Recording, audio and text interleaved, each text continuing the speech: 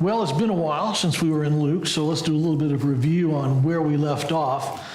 We saw that the Pharisees had been plotting to kill Jesus. They were looking for the right opportunity, but they decided they wanted to wait until after the Passover and the Feast of Unleavened Bread were over, because then the crowds would have a chance to go back to their home. They had come to Jerusalem.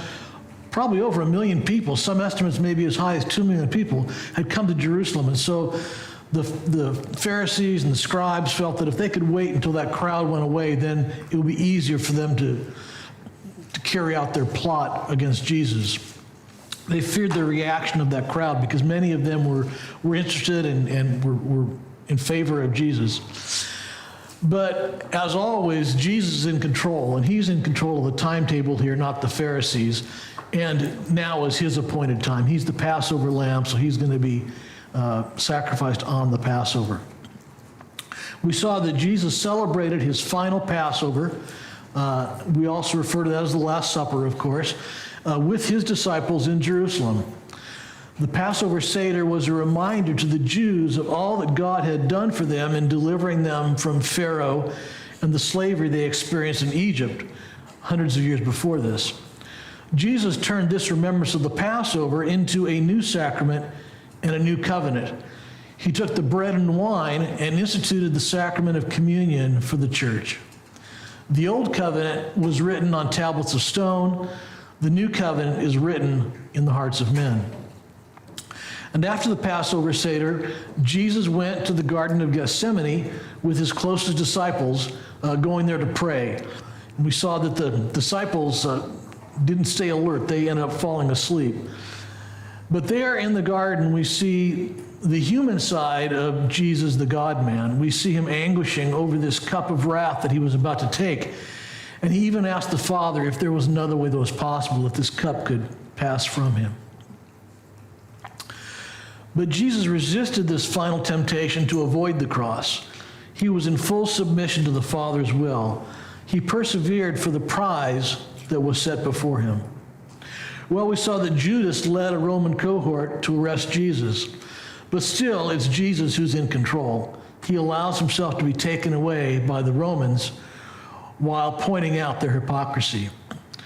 Tonight we're going to begin the section that describes the series of religious Jewish trials and civil Roman trials that Jesus endured.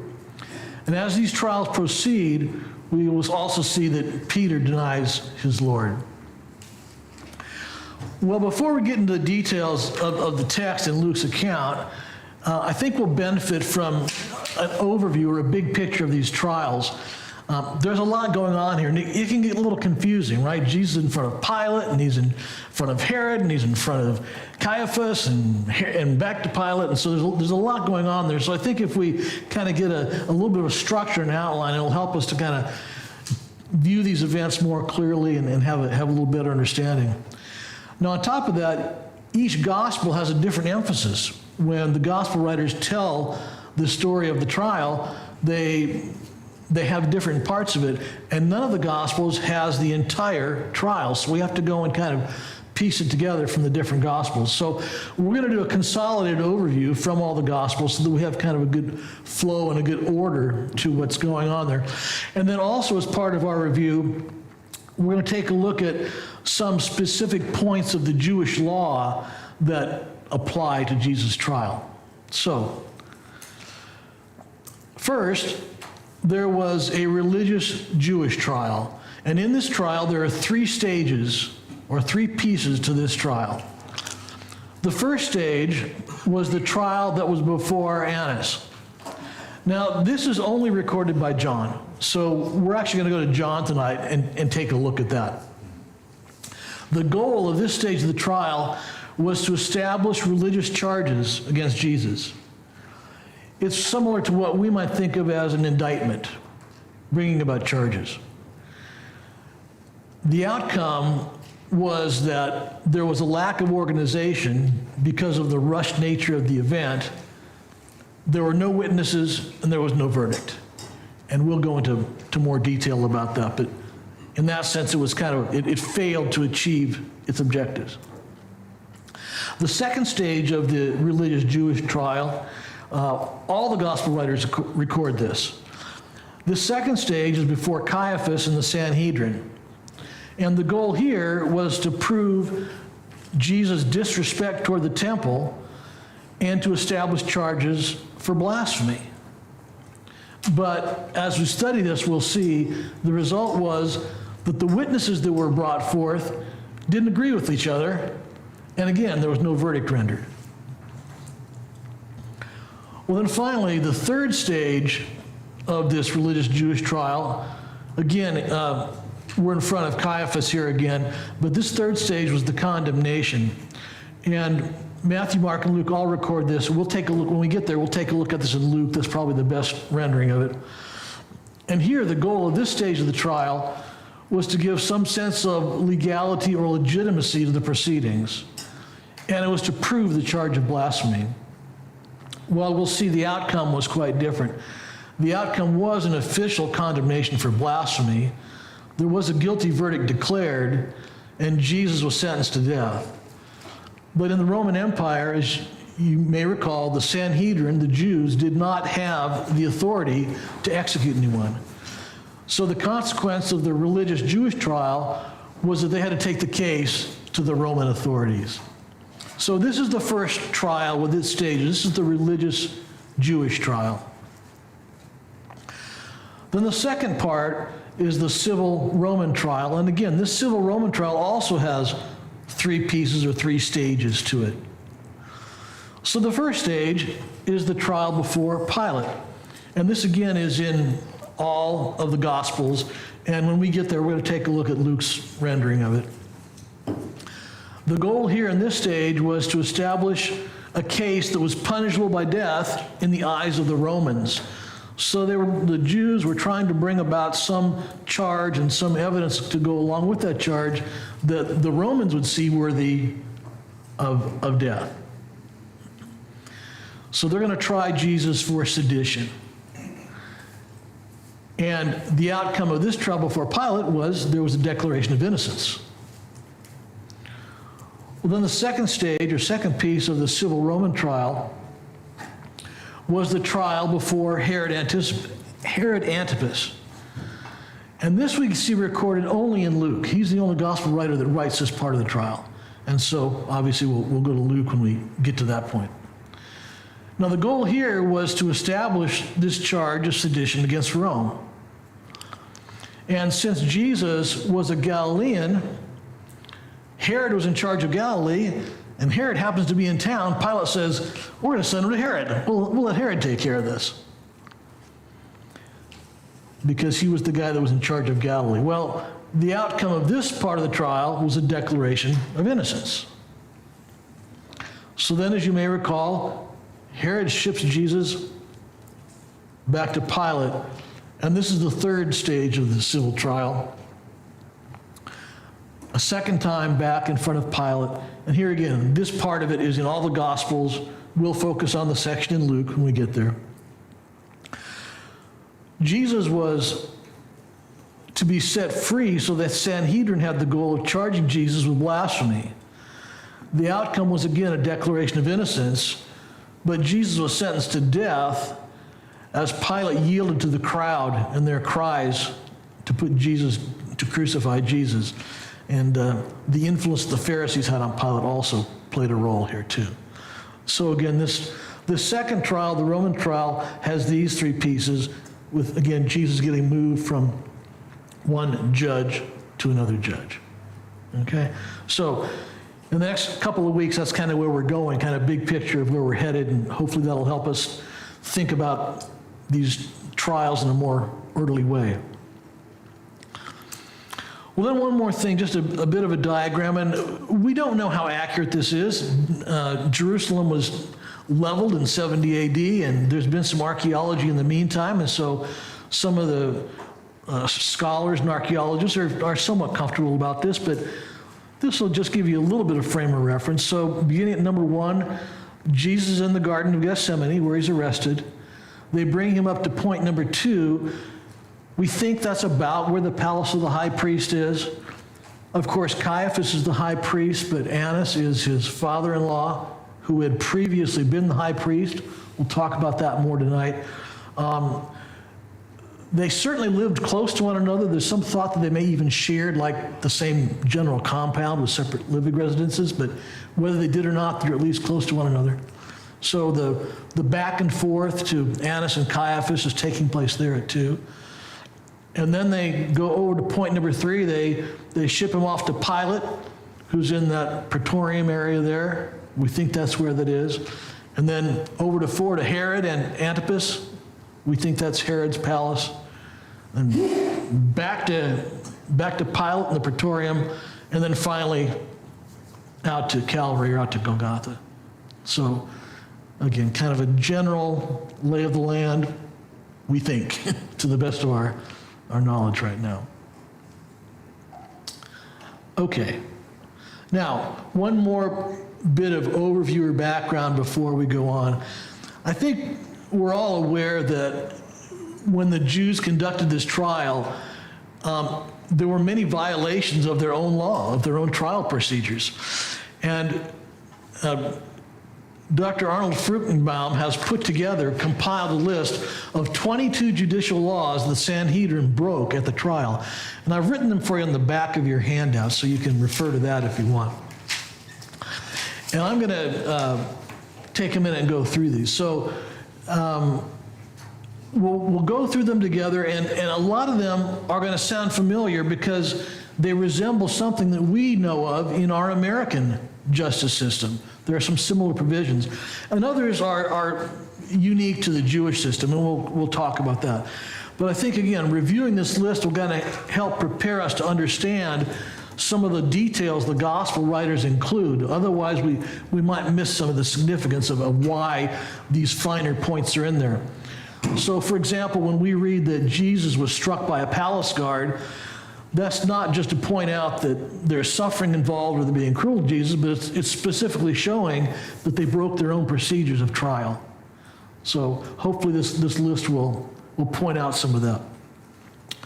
So for those who are listening online or who are going to watch the recording later, I put these points up on the slide, but we'll just talk through them briefly here together.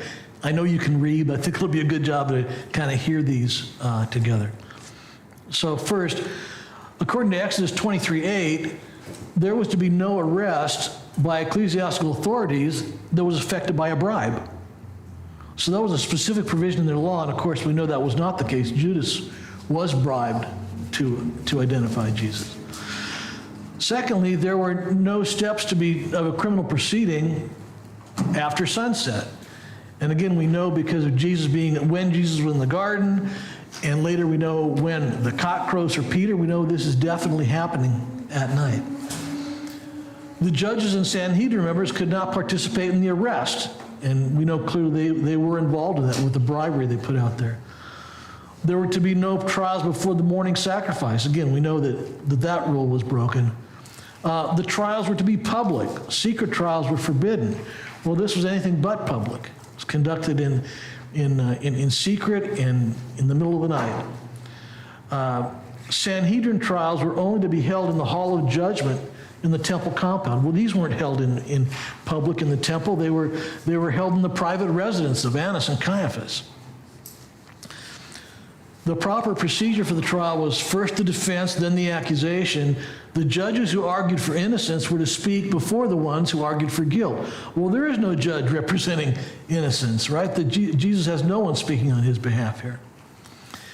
And then 8, interesting point on number 8. While all the judges of the Sanhedrin may argue in favor of acquittal, they all may not argue in favor of guilt. So this is kind of related to our idea of an assumption of innocence of the accused. It's kind of I don't know, benefit's not the right word, but it's a right, I guess, granted to the accused. We'll then continue on number 9. Somebody has Deuteronomy 19:15. Let's read that. Yeah. Single witness shall not suffice against the person for any crime or for any wrong in connection with any offense that he has committed. Only on the evidence of 2 witnesses or 3 witnesses shall a charge be established. So there had to be 2 or 3 witnesses, And their testimonies had to be in agreement. And the judges in the Sanhedrin would question those witnesses to make sure that they were in agreement. There was to be no allowance for the accused to testify against himself, and yet again and again they tried to provoke Jesus into saying something against himself. And then Leviticus 21:10, let's see what that has to say.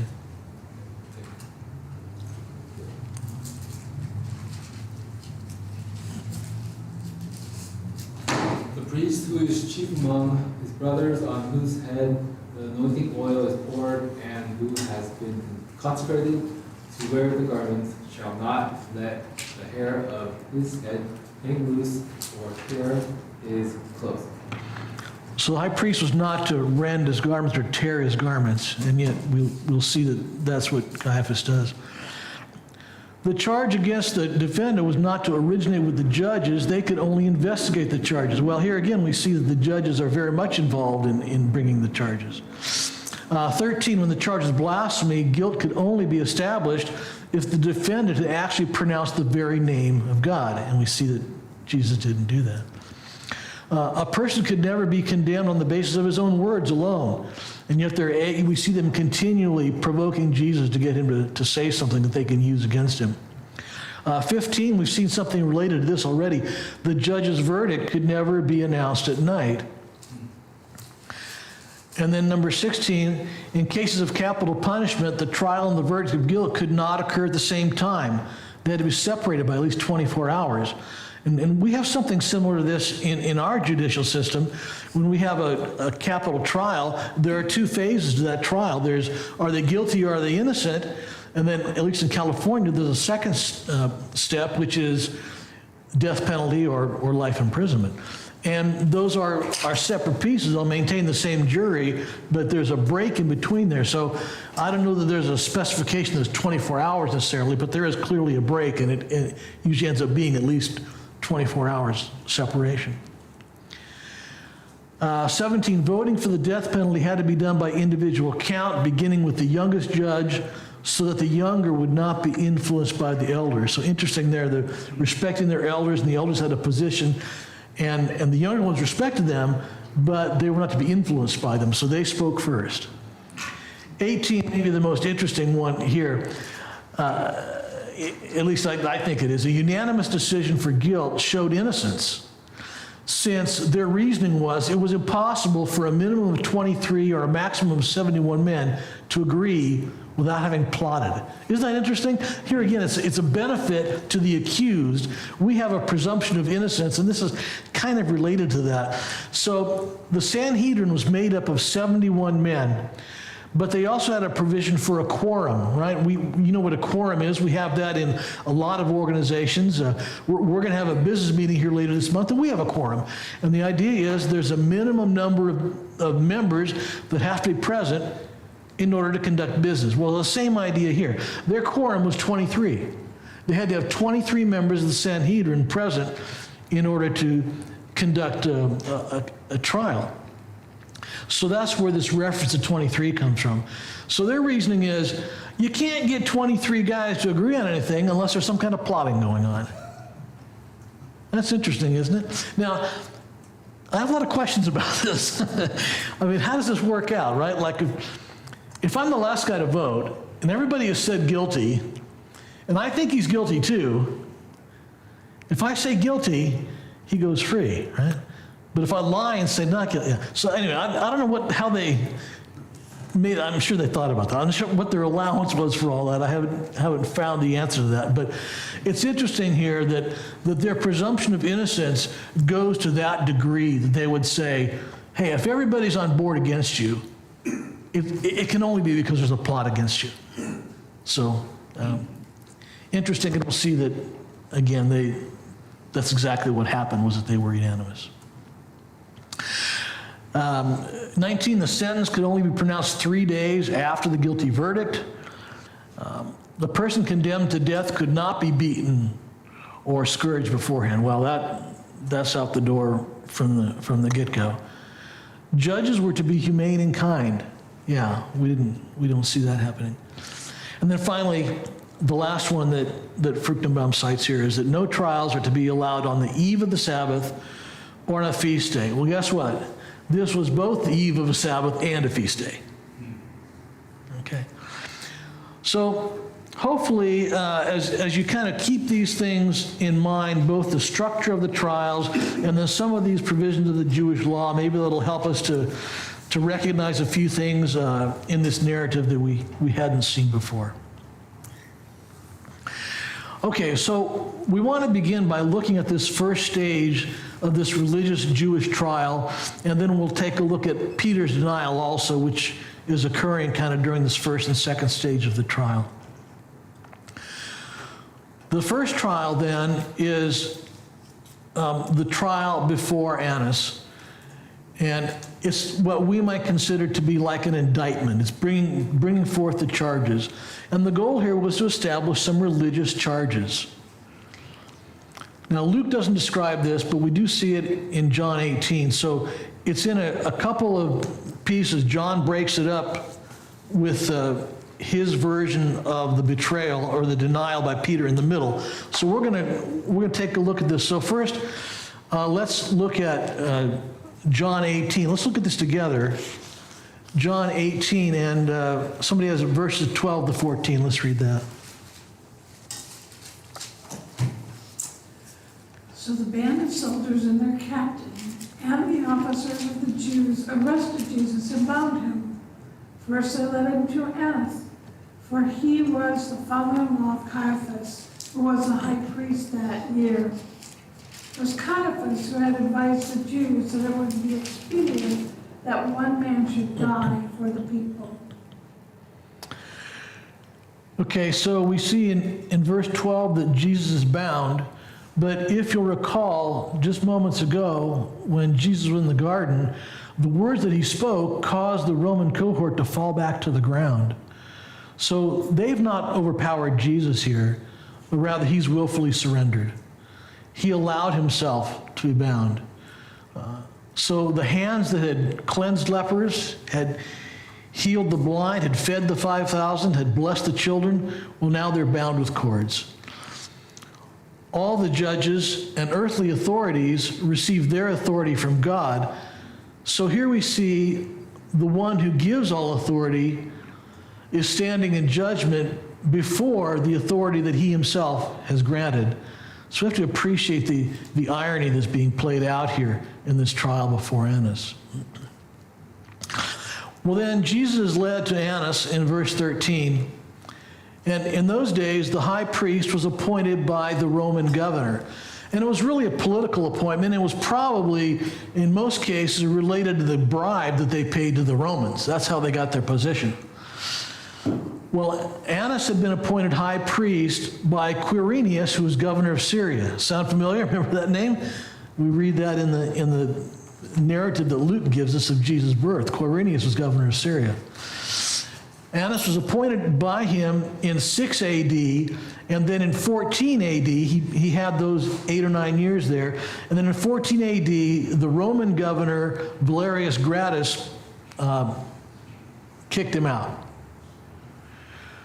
And he was replaced at that time by one of his sons. So Annas continued to hold control over this priesthood because 5 of his sons later became the high priest, and then his son-in-law, Caiaphas, also succeeded him as high priest. So it's all been kept in the family. And even to the point where before Annas dies, his grandson has become high priest. So this is a family business. And if you remember when we studied Jesus in the temple and how he was overthrowing the money changers and others that were in the sellers that were in the temple area, we said then that this was referred to as the Bazaar of Annas. So it was this corrupt enterprise that brought incredible wealth to the family of Annas. So he was particularly interested in putting a stop to Jesus after Jesus had turned over the tables in the temple courtyard. And that interrupted the cash flow of his operation. So he's interested in seeing Jesus. And now he's face to face with him. Well, verse 14 reminds us of some of the words that Caiaphas spoke. He was the one who unknowingly prophesied that Jesus would die on behalf of the people. And so we see there that even though Caiaphas didn't realize what he was saying, that clearly God was using that, and it does become a prophecy that Jesus fulfills. Well, at this point, John breaks away from this scene of Jesus before Annas, and he breaks away and he gives us Peter's first denial. We'll talk about Peter's denial in a minute. We're going to go back to Luke and pick it up in Luke. But here, John kind of times it right during this first trial of Annas, at least the initial denial of Peter. So let's go on with Jesus' time here before Annas. So the next piece of this, after John describes Peter's denial, he comes back to this narrative. And so let's take a look at John 18, 19 to 24, and somebody's going to read that for us. The high priest then questioned Jesus about his disciples and his teaching. Jesus answered him, I have spoken openly to the world. I have always taught in synagogues and in the temple where all Jews come together. I have said nothing in secret. Why do you ask me?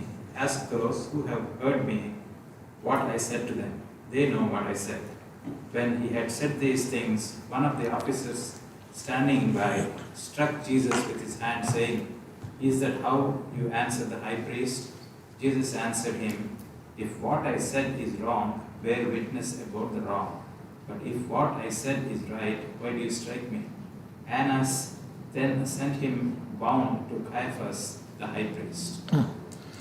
So we see here that Annas has a few questions for Jesus, but his real interest is in Jesus' followers. He wants to understand how many there are and how dedicated they are. He remembers how the week began with thousands of people shouting Hosanna as Jesus entered the city.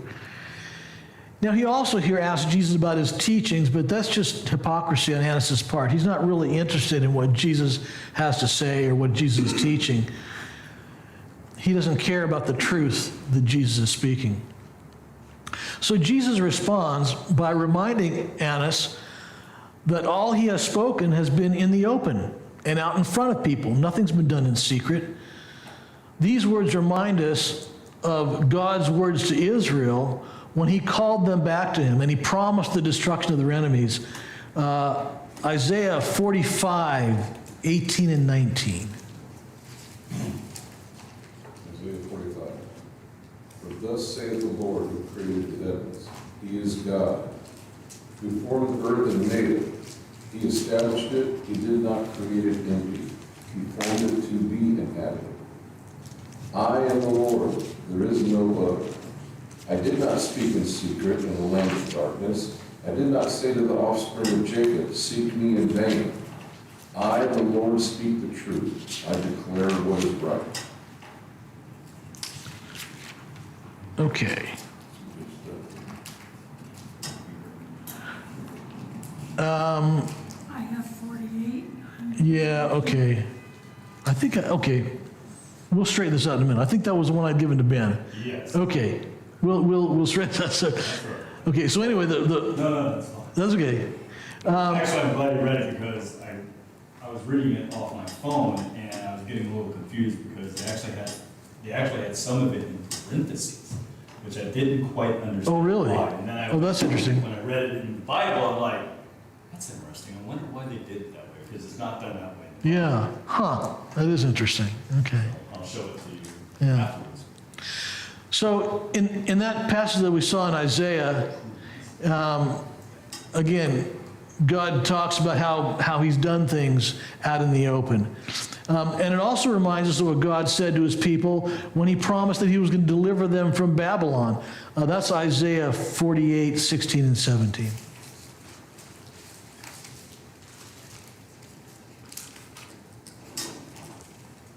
Draw near to me, hear this. From the beginning, I have not spoken in secret. From the time it came to be, I have been there. And now the Lord God has sent me in his Spirit. Thus says the Lord, your Redeemer, the Holy One of Israel. I am the Lord your God who teaches you to profit, who leads you in the way you should go. Okay, again, God has shown this out in the open, and now Jesus is going to lay down the greatest sacrifice that will deliver all mankind. If we go back to John, we see in verse 21, Jesus continued his point that he was speaking openly. He reminded Annas that there were thousands of potential witnesses who could testify of what Jesus had taught.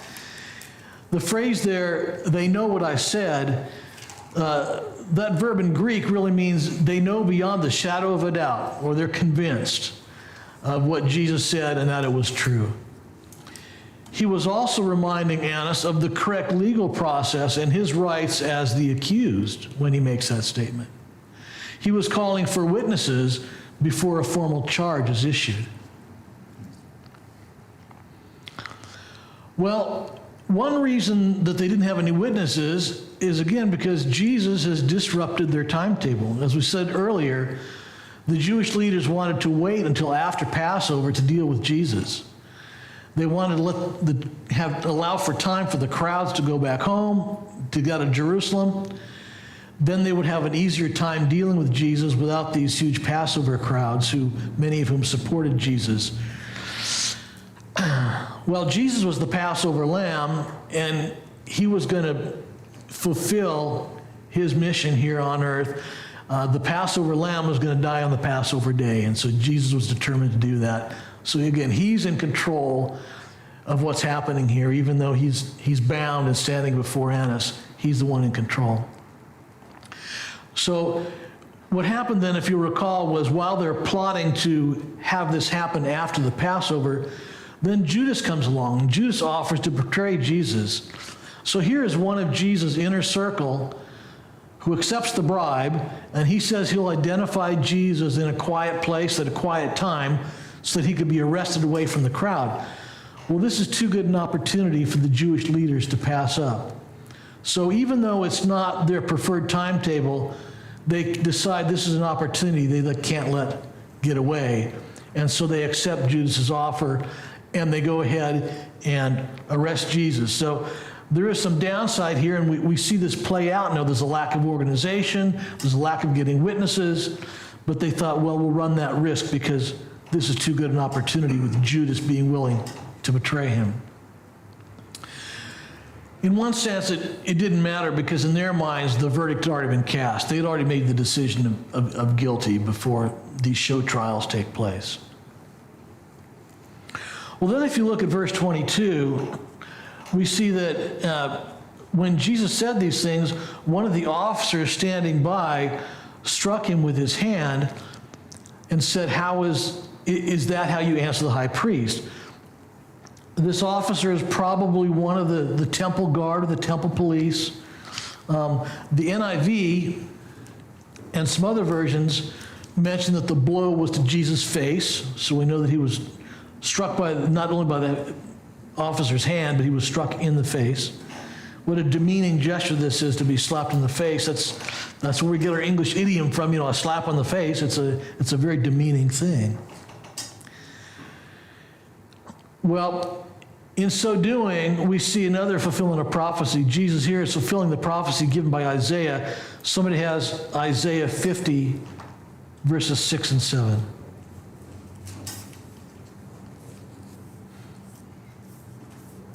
I gave my back to those who struck me, and my cheeks to those who plucked out the beard. I did not hide my face from shame and spitting. For the Lord God will help me, therefore I will not be disgraced. Therefore I have set my face like a flint, and I know that I will not be ashamed. So those words of Isaiah are played out here in this time before Annas. But these words are also given to us by John, as we saw going through our list, to show how the Jewish leaders violated their own trial procedures by having Jesus struck in this way. Well, Jesus replies to this in verse 23, and he again calls for his rights as the accused.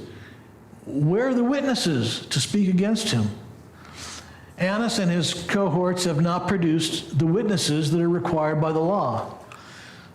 So even if there were witnesses to testify of his blasphemy, it was a violation to strike the accused. In this first stage of the first trial, we see that it's nothing but a mockery. Jesus is quick to make this point to them. Well, a couple of other points about this incident here. This reminds us of a couple of other Bible passages. And the first one I want to take a look at is a similar incident that happened to Paul. So somebody has Acts 23, 1 through 5. Let's read about Paul standing before a magistrate. And looking intently at the council, Paul said, "Brothers, I have lived my life before God in all good conscience up to this day." And the high priest, Ananias, commanded those who stood by him to strike him on the mouth. Then Paul said to him, "God is going to strike you, you whitewashed wall. Are you sitting to judge me according to the law? And yet, contrary to the law, you order me to be struck?" Those who stood by said, "Would you revile God's high priest?" And Paul said, "I did not know, brothers, that he was the high priest, for it is written, 'You shall not speak evil of a ruler of your people.'" So there's a similar situation. Paul's before the council. They strike him, and he calls for God to strike them, and he calls them whitewashed walls. So he points out their violation of the law. He has a very strong reaction. There's one other passage this brings to mind here, and that is Jesus' own words in the Sermon on the Mount. Somebody has Matthew 5, 38 and 39. You've heard that it was said, an eye for an eye and a tooth for a tooth. But I say to you, do not resist the one who is evil. But if anyone slaps you on the right cheek, turn to him the other also. So we can have a hard time with that passage sometimes, can't we? When somebody strikes you on the one cheek, turn and give them the other cheek. So, but here we see at the trial, Jesus living out these words that he said, and maybe not in the way that we sometimes try to interpret it, but his actions do fulfill this teaching. Charles Spurgeon put it this way. I think he has a real good comment on this. He says, "We see that Jesus did not mean that his disciples were literally to turn the other cheek to those who struck them, but that they were to bear such treatment patiently and not to give a railing answer. See how Jesus himself turned the other cheek." So he had words to say, but he didn't literally say, go ahead and hit me on the other side. That's not what the teaching in the Sermon on the Mount is talking about. But Jesus carries out an example when he is here before Annas. Whether we describe Paul's reaction as turning the other cheek or not, I don't know. He was a little stronger in his reply there.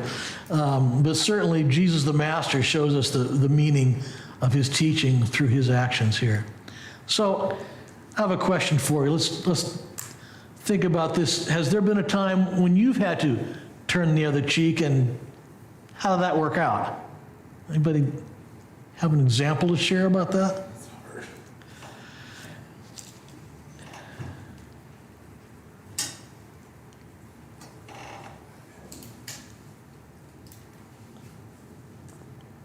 I should have given you some warning on that one. It's a little hard to think of an instance, maybe. I don't know. I haven't been in any fights, literally, or even where tempers were flared enough where I think I felt that I was going to get smacked. I mean, to be honest, I probably feel like smacking people more than people feel like smacking. I don't know. I've been thinking about it. Maybe Well, not. like, is this the literal, physical, or are we talking about even maybe verbal ridicule, Yeah. What? So, I mean, okay, so there's plenty of times when we're at UCI and we're sharing the gospel with people where if someone had slapped me or smacked me in the middle of talking, because we're sharing the gospel, I think if someone was was so offended or upset that something instead of did hit me, I don't think I would have been inclined to want to strike back or see it now, oh, we're in a confrontation or fight. I think in that moment, at least, because the context is sort of like sharing our faith, that if someone had smacked me, I don't think I would have been like defensive, like, okay, I need to get into fight or flight, and if the guy's bigger than me, I need to run, or, if I think I can take him, I'd smack him back. But just because in the context of sharing the gospel, I think I would like to think that I would have just been more odd. What did I say that offended you so much? I've definitely been verbally kind of like abused in those sharing contexts, and I think most of the time it wasn't like that I took it personally. I really thought like, well, this is touching a nerve, so maybe this is going somewhere. This is actually maybe not a bad sign that their conscience is being pricked or something. So just try to think back on at least that kind of context. Versus if I'm just being annoying and someone wanted to hit me, I would totally probably understand that too. But anyway, I've gotten many fights. Like if you had it coming. Yeah, right, yeah. Yeah. And if I had it coming, I might get defensive about it because I was trying to defend myself, even though I knew I was wrong. I could probably see that. But at least in the context of like persecution or sharing faith, I don't think I've ever thought like, I need to fight for my life. It's more like, well, if you're going to be mad, then if you still want to talk, let's talk about why you're so mad. Not so much focus on, we need to fight this out or something.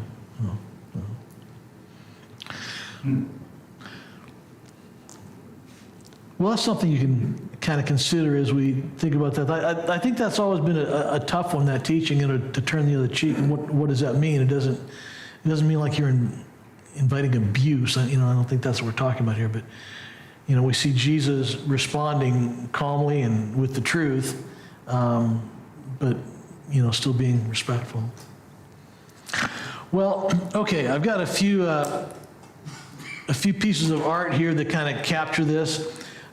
This first one is by Duccio, painted in the early 1300s, simply entitled Jesus Before Annas. It's in a museum in Siena right now. That guy next to Jesus has his hand raised. Maybe he's the guy who's getting ready to slap Jesus. I don't know. Annas is on his seat there, and a lot of guards around. Well, then another take on this is by the artist Albrecht Dürer. He was a German, lived in Nuremberg. If you go to Nuremberg today, you can see his house. There's a plaque on the house where he lived. Again, this is called Christ Before Annas. And in this particular one, he's focusing on Christ, his bound hands, his downcast head. He's being treated roughly. One guy there has a club raised, about to hit him. And so here we see Christ bound and subdued. His face is hidden. He's a head of hair. That's what we see of Jesus in this depiction. And then one more, again, Christ Before Annas, by the Flemish painter Matthias Stom. This is on display at University of Oxford right now. I like this one because you get the sense this is happening at night. We're in the dark here, and yet the light is on Jesus' face. The guard looks quite young, doesn't he? The other thing that I noticed here, and I kind of like about this depiction here, is you'll notice the cord that's around Jesus' wrist, right? It's almost nothing. It's just so flimsy, right? And that, I think, is a great way to depict this idea that, yes, Jesus is bound with human cords, but that's not why he's there, right? It's not the cords that are keeping him there. We just saw a word of his mouth just leveled a Roman cohort. So we know that it's not that cord that's tying him here. And I just think that's a great way to portray that, those cords are really just, they're nothing. They're flimsy and weak, and Jesus can break away whenever he wants to. But he's there being obedient to the Father's will. Okay. Let's talk about Peter's denial. So all four Gospels record Peter's denial of Jesus. But there are some differences in the details. of exactly where and when some of these denials took place, who's questioning Peter, how many times did the cock crow. So there are some differences there, and people like to point them out. Others have made a big study out of trying to reconcile these differences. Well, we're not going to go there tonight. We're not going to focus on the differences. But we are going to note that the four Gospels agree on these key elements, okay? First, Peter denied Jesus 3 times. They all agree that it was on the night of Jesus' betrayal. They all agree that it was in the courtyard of the high priest. They all agree that there was a maid that questioned Peter. And they all agree that a cock crowed immediately after the third denial. And so as we go through this, we're going to follow Luke's account of this. Now, this begins in Luke 22. So if you go back to Luke 22, we're going to pick up Luke's story at that point. And Luke begins, as we begin verse 54, Luke 22:54 says, "Then they seized him and led him away, bringing him into the high priest's house, and Peter was following at a distance." So really, that first part of that verse 54 there, that's kind of all that Luke has to say about what's happening here, introducing us to this time with Caiaphas and the pretrial with Annas. So there's just a brief mention. And then his focus now is going to be on Peter. There is some difference in emphasis between the Gospels, and exactly where some of these things took place. As we said before, the palace of Annas is located near where Caiaphas lived. Maybe they were in the same compound, we don't know, but at least they were close together. So this courtyard may have been a shared courtyard, or at least it was not very far away. It's a short distance away from that residence where the second stage is going to begin. So both Luke and John position this story of Peter's denial into the account of this religious trial between stages 1 and 2. John indicates that Peter's first denial was during Jesus' time before Annas. And then the next two were during his time before Caiaphas. Luke doesn't give us that detail because he really doesn't mention anything about this trial before Annas. So let's take a look at Luke 22, and I'll read 54 through 62 where we read about Peter's denial. Let's pick this up in 55. "And when they had kindled a fire in the middle of the courtyard and sat down together, Peter sat down among them. Then a servant girl, seeing him as he sat in the light and looking closely at him, said, 'This man also was with him.' But he denied it, saying, 'Woman, I do not know him.' And a little later, someone else saw him and said, 'You also are one of them.' But Peter said, 'Man, I am not.' And after an interval of about an hour, still another insisted, saying, 'Certainly this man also was with him, for he too is a Galilean.' But Peter said, 'Man, I do not know what you are talking about.' And immediately while he was speaking, the rooster crowed. And the Lord turned and looked at Peter.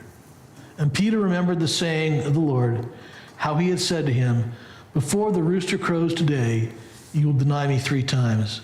And he went out and wept bitterly." Well, we see in verse 54 that Peter is following Jesus at a distance. We read earlier that all the disciples had left Jesus and fled. But Peter must have circled back. And so he's following the soldiers, this entourage that is leading Jesus away. But he is keeping himself at a safe distance. Verse 55 says that Peter sat down with them by the fire to warm himself. Well, who is he sitting with? Luke doesn't specifically say, but since he was following this group of Roman soldiers and temple guards that escorted him, presumably that's the people that are warming their hands over the fire, and these are some of the guards that he's sitting with, and also some of the other servants of the high priest that are there in the temple compound, in the residence compound.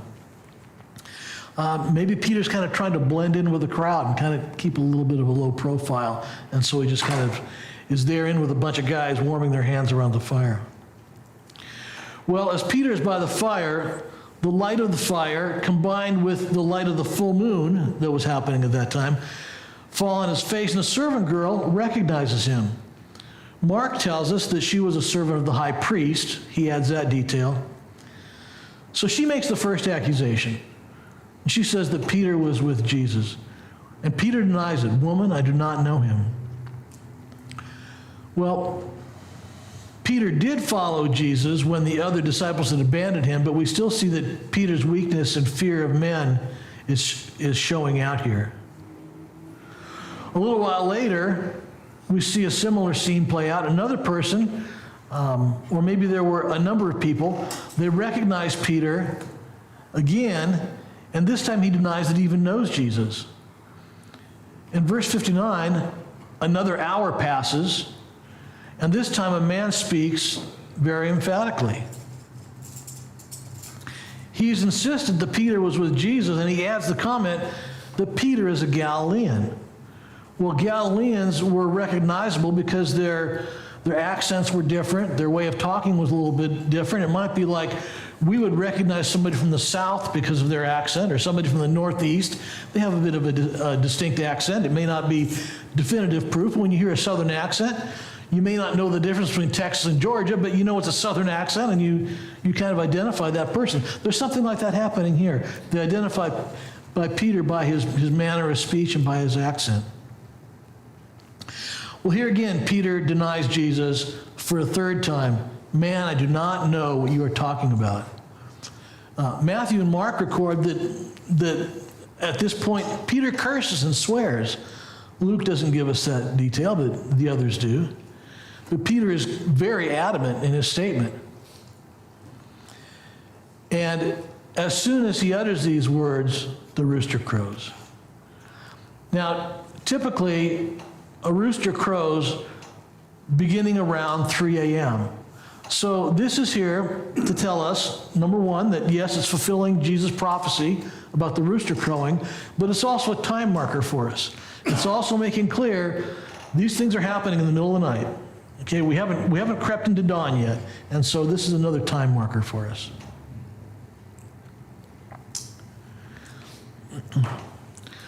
Well, then we read some tragic words after that. Luke is the only gospel writer to tell us that at this moment Jesus turned and looked at Peter. He's the only one to record that detail. And as Jesus looks Peter in the eye, Peter remembers Jesus' words that he would betray his Lord 3 times before the rooster crowed. And we see that Peter wept bitterly. We can only imagine the sadness, the embarrassment, the shame, the awfulness that Peter must have felt at that moment. He was at a low point. But these tears that he's shedding now are also the beginning of a turnaround for Peter too. They're repentant tears. John MacArthur has a quick summary of Peter's night, and he summarizes it like this. In that night, after the Last Supper, MacArthur says that Peter boasted too loudly, he prayed too little, he slept too much, he acted too fast, and he followed too far. So I like that kind of a pithy summary of Peter's behavior through that night, and maybe we can pick up some lessons for ourselves there. So we see here what Jesus prophesied earlier in the chapter, not only the betrayal, but also remember before Jesus said that Peter was going to be sifted like wheat. We talked about that the last time we were together. So Peter boldly responded that he would follow Jesus to prison or to death. And then Jesus made the statement that Peter would deny him, and now that's come true. So now at this point, we see the narrative is going to move on. We're going to move on to the second phase of this religious Jewish trial where Jesus is before Caiaphas and the Sanhedrin. But that's to come next week. So one painting that I found of this incident by the Flemish painter Gerard Sager's, in the early 1600s, The Denial of Peter. It's in the North Carolina Museum currently, but you can see there, the people on the table, they all kind of look like they're somewhere in Flanders in the 17th century, don't they?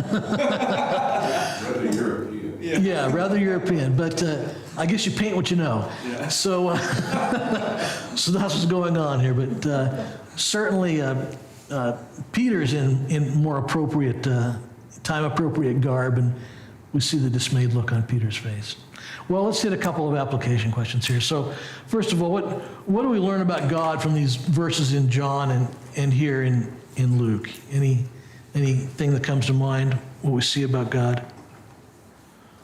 I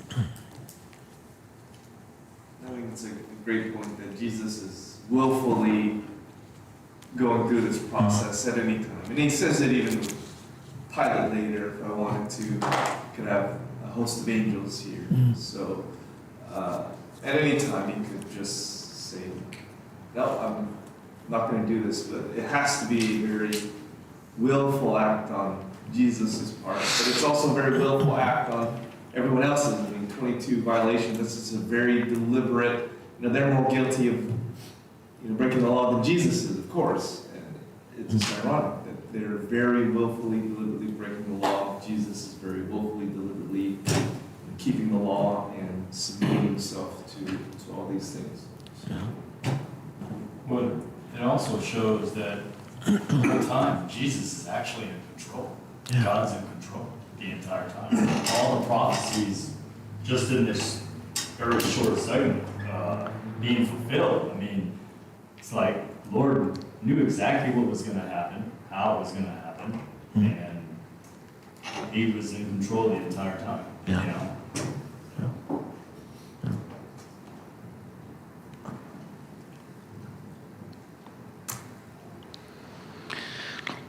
Well, we're running out of time, so we'll maybe make these last couple things for you to consider because they are on your sheet. How does an indifference to smaller, less scandalous sins make us more vulnerable to more significant, life-altering sins? Kind of like the frog in the pot of water is beginning to boil, right? You kind of become desensitized to it, and maybe we're more vulnerable. And then finally, time for some self-reflection here. You can do that this week off of this sheet. Have you ever felt that your failures have separated you from Jesus? That can be a common response that we have when we fail, is that, there's some broken fellowship, we're not there. And then as a follow-up to that, in that situation where you have felt that way, what did you do to rebuild your relationship? Or maybe more importantly, what did Jesus do to rebuild his relationship with you? So we'll leave those for takeaways. So let me pray, and then if you want to stick around, I have some travel pictures to show you, and if not, you can go ahead and go.